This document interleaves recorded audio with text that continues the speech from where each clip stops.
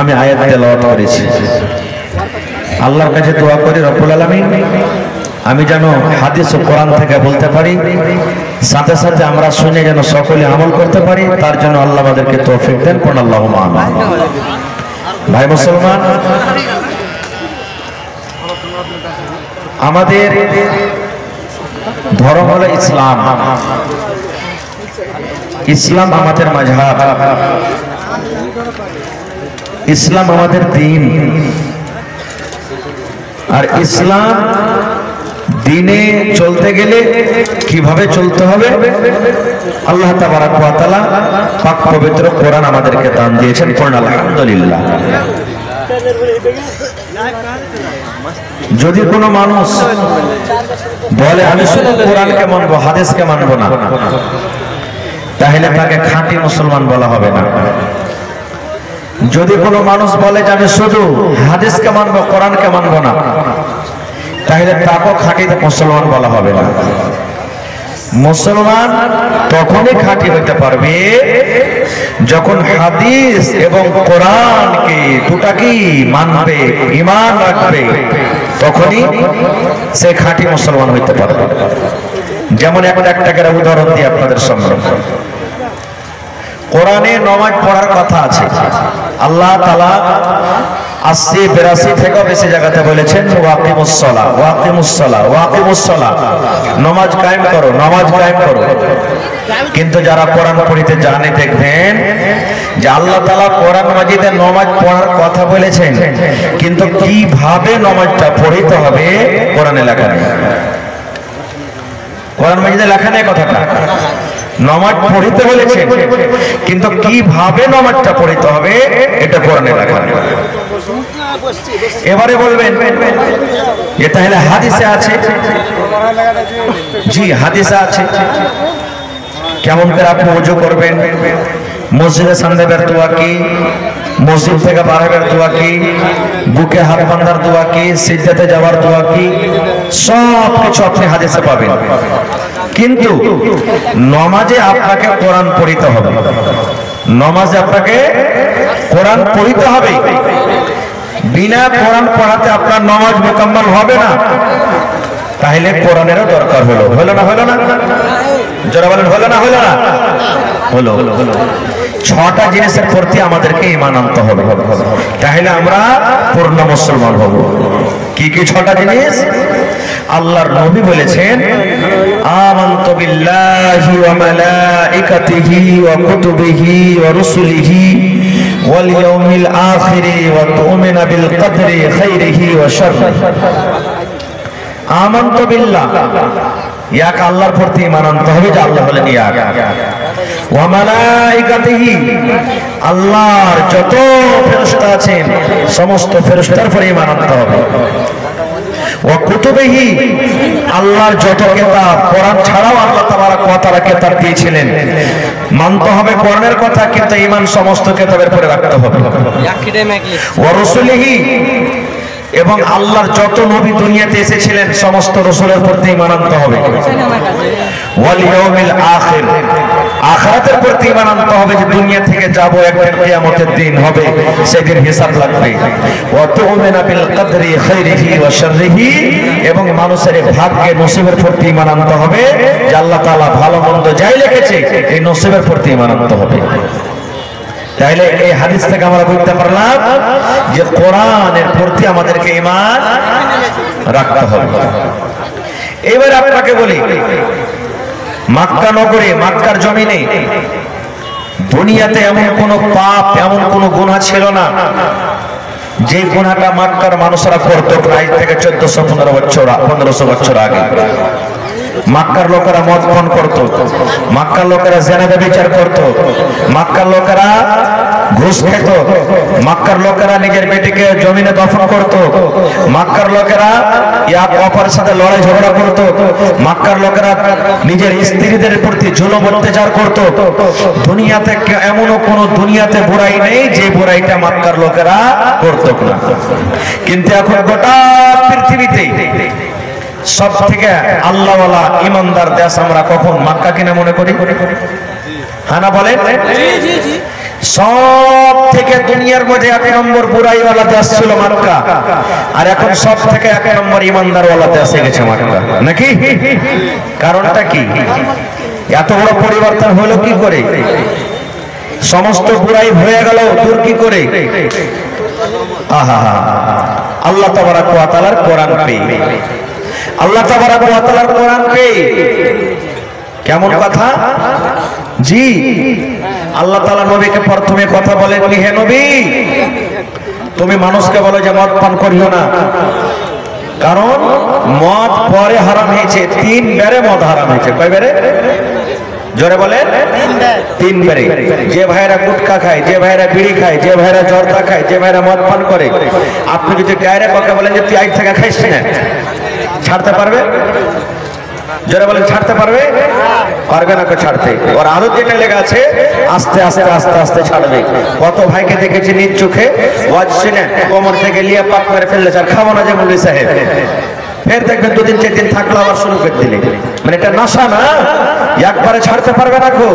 এই জন্য আল্লাহ তাবারক ওয়া তাআলা 3 বারে মদকে হারাম করেছেন। আর ওই জামানাতে মদ পান করে মানুষেরা নামাজ পড়তে যেত, তাও শরাব পান করে নামাজ পড়তে যেত, তখন হারাম হয়নি। খেয়ে নিলে একবারে পুষ্টান, আর খেয়ে নামাজ পড়তে চলে গেল, আল্লাহুস সামাদ, নামাজ পড়তে চলে গেল। এই জামানা এখন দেখেন আস্তে আস্তে আস্তে আল্লাহ তাআলা সব দূর করে দিয়েছেন। কি পেয়ে? কোরআন পেয়ে। তাহলে কোরআনটা কার কিতাব? আল্লাহর। একটু কথা বলেন, কোরআনটা কার কিতাব? আল্লাহর কিতাব। আজ থেকে নিয়ে 1415 বছর হয়ে গেল কোরআন আসা, একটা আয়াত কি দিক হয়েছে? যারা বলেন হয়েছে? কোনদিন আলহামদুলিল্লাহ রাব্বিল আলামিন সারা জীবন পড়ে এসেছেন?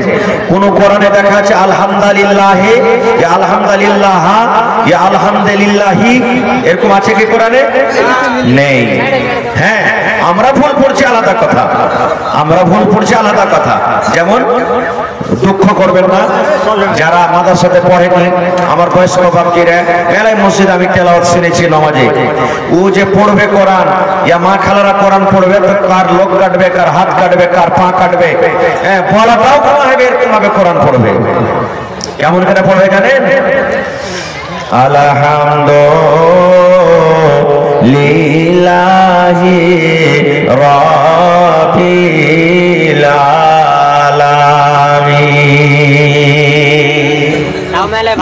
এই দেখেন এমন করে কোরআন পড়বে, মানে পড়াশোনাটা মনে হয় কোনো হয়।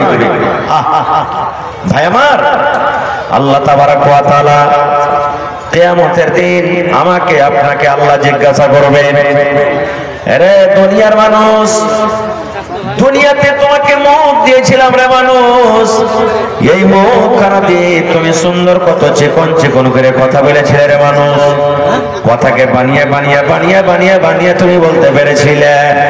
আর বান্দারে 1400-1500 বছর আগে আমি আমার পাক পবিত্র কোরআন তোমাকে দিয়েছি, তুমি শিখার পরে তুলে রেখেছো, তুমি কুঠের উপরে তুলে রেখেছো, তুমি বাক্সতে বন্ধ করে রেখেছো রে বান্দা, আমার কোরআন তুমি খুলে দেখোনি, আমার কোরআন তুমি খুলে দেখোনি। প্রত্যেকের পকেটে মোটামুটি মোবাইল আছে, বড় বড় মোবাইল আছে না নাই? যারা বলেন আছে না নাই? একদিকটা যদি দেখবেন আমাদের মোবাইলে দেখবেন ফেসবুক আছে আর একটা হোয়াটসঅ্যাপও হয়েছে, নাই মোবাইলে যারা মোবাইল চালাইছে। এই হোয়াটসঅ্যাপটা হলো কি জানেন? ছোট ছেলে পিলা ওই যে জাঙ্গা পিন দেয়, মা খালারা পিন দেয়, যেটা হেগে মুজা না দেয়, বারবার ফেলে দেবে পেনটাকে, যা হেগে চেঙ্গা হাগেনি। এক ধরনের ওই হোয়াটসঅ্যাপটা হলো এরকমই, একটু ফুট করে আওয়াজ হলো, দেখি কেউ প্যাটেল লিখে ফুট করে ফেলে দিল, ফেসবুক ফেলে দিল, মন ভালো লাগে না, ফুট করে হোয়াটসঅ্যাপ ফেলে দিল। এরকম খুলি কি খুলি না?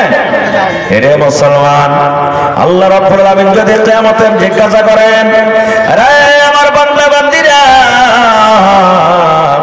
10,000 15,000 টাকার মোবাইল তোমার কোরআনে তোমার পকেটে ছিল রে, তুমি দিনে 5 বার 10 বার 20 বার 50 বার করে তুমি মোবাইল খুলে খুলে দেখেছো, কিন্তু বান্দারে তোমার ঘরের ভিতরে 30 পারা কোরআন রাখা আছে রে বান্দা, জীবনে তুমি একদিনও খুলে দেখলে না।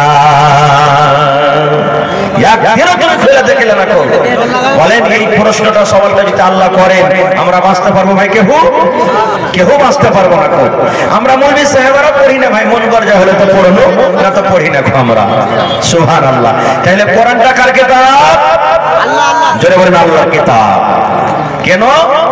আল্লাহ তাবারাক ওয়া তাআলা কোরআনে বলেন আলিফ লাম মিম, তিনটা হরফ আছে। কয়টা হরফ? আলিফ লাম মিম। এটার মানে কেউ বলেনি, নবীও বলেছেন। নিয়ে কথা বলার মানে কি? কাফ হা ইয়া আইন সাদ কোরআনে আছে দেখবেন। নুন কাফ আলিফ লাম মিম রা এ কোরআনে আছে। এগুলার মানে নবী বলেননি। এগুলার মানে কি হবে আল্লাহ ছাড়া কেউ জানে না। তারপর আল্লাহ বলে যালিকাল কিতাবু লা রাইবা ফীহি হুদাল লিল মুত্তাকিন। ওরে সুবহানাল্লাহ। আল্লাহ বলেন দুনিয়ার মানুষ রে, কোরআন আমার একটা এমন কিতাব, কোরআন আমার একটা বই, কোরআন এমন একটা পুস্তক যে কোরআনে আল্লাহর কিতাব হইতে কোন রকমের শখ নাই, যেটা আল্লাহর কিতাব নয়। আল্লাহ বলেন যারা শখ করে তারা কোনোদিন মুসলমান হইতে পারে না, আর যারা মুসলমান হবে তারা কোরআনে কোনোদিন শখ করবে না। করবে? আল্লাহ বলেন বান্দারে ভাত খাবি তোমার পেট ভরবে রে বান্দা, তুমি গোশত খাবে তোমার পেট ভরবে, জিলাপি খাবে তোমার পেট ভরবে, রুটি খাবে তোমার পেট ভরবে, দুধ খাবে তোমার তাকত আছে রে বান্দা। কিন্তু আল্লাহ বলেন বান্দারে আমার কোরআন যদি তুমি পড়ো রে বান্দা, হুদাল লিল মুত্তাকিন, আমি আল্লাহ রাব্বুল আলামিন এই কোরআনকে মুত্তাকিদের জন্য আমি হেদায়েত করে দিয়েছি।